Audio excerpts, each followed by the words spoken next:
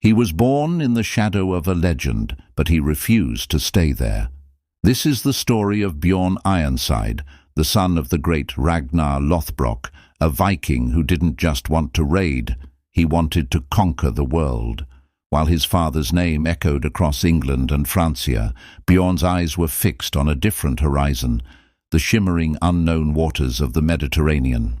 He dreamed of a destiny far grander than anything his father had imagined. Together with the fierce Viking Hastein, Bjorn assembled a fleet and set off on one of the most audacious expeditions in history. They weren't just sailing, they were chasing eternity. They pushed past the familiar coasts, past the lands their father had terrorized, and sailed south. They braved treacherous seas and hostile shores, finally bursting through the Strait of Gibraltar. Imagine this: Viking longships, for the very first time, cutting through the warm blue waters of the Mediterranean.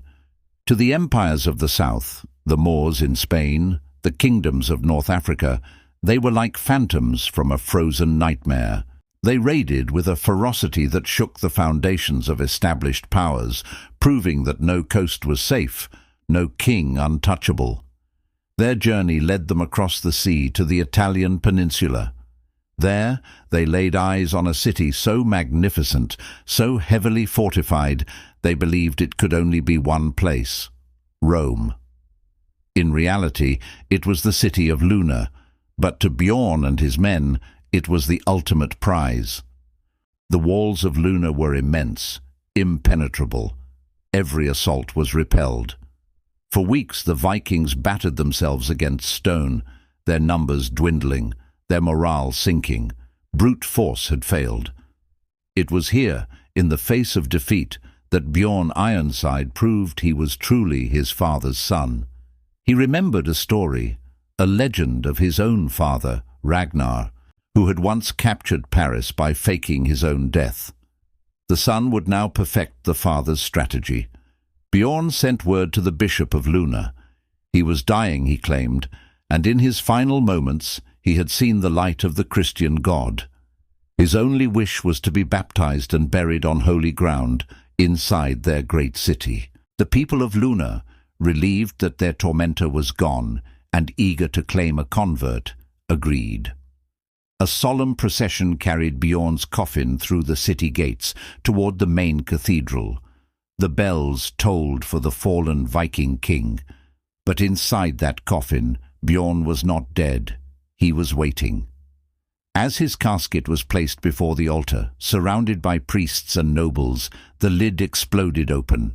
Bjorn Ironside leapt out, not with a prayer on his lips, but with a sword in his hand. His most loyal warriors, disguised as mourners, drew their own weapons.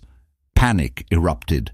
Amidst the chaos, Bjorn and his men fought their way to the city gates, threw them open, and unleashed the full might of the Viking army waiting outside.